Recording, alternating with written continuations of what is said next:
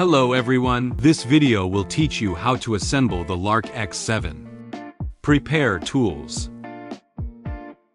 First, take out the light panel. The backside is connected to a Bluetooth control module. The front BT solder joint connects the first two. BF solder joints are not to be managed. You can now use the Bluetooth control module normally.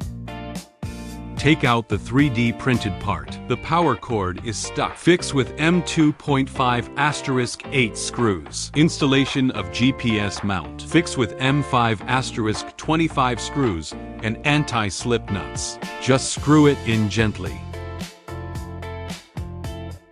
Take out the top plate and anti-slip sticker. Just follow the indentations on the top plate. Next, insert the light guiding fiber into the groove of the robot arm.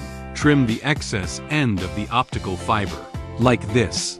Insert the light strip into the light strip fixing print part. When pasting, tear off the adhesive on the back of the bottom surface, like this.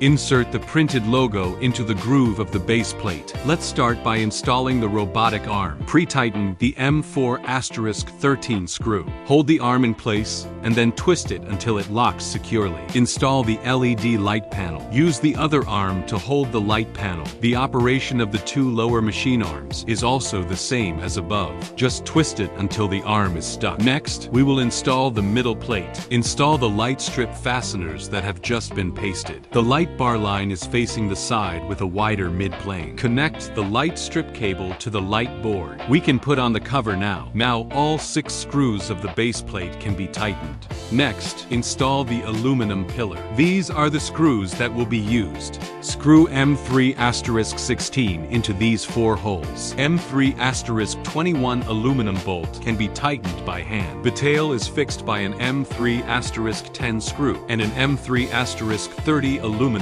pillar. Next is the lens mount. Assemble the aluminum lens part and the lens mount as I do. Remove the front protective component and then insert the M3*21 aluminum plunger. M3*10 screw pre-installed. The lens mount is stuck and then tightened. Tighten the screws on the side of the protective component. Install the receiver antenna mount and power cord mount. Then comes the side panel. Attach the light strip to the gap inside the side panel with the connecting wire facing forward, like this. Connect the connecting wire to the light board. You can install the side panel now. Install the rear side panel like this. Actually, before sealing, we need to install the fixing screws of the flying tower here. It's just that I forgot. We're almost at the top here. Take out the top board. Insert the tuning wire. Here, I would like to correct a minor mistake. First, put in the adjustment line, and then put in the printout for fixation. Seal with M3*10 screws.